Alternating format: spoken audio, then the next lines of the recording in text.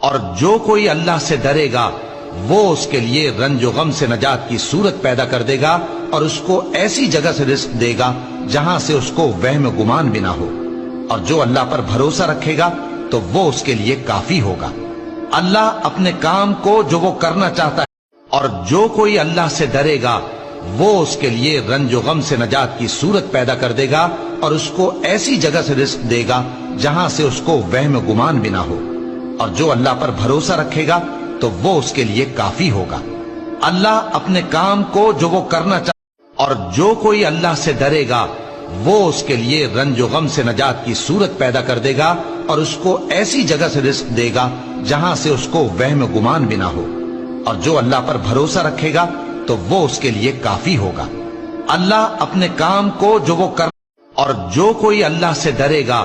وہ اس کے لیے رنج و غم سے نجات کی صورت پیدا کر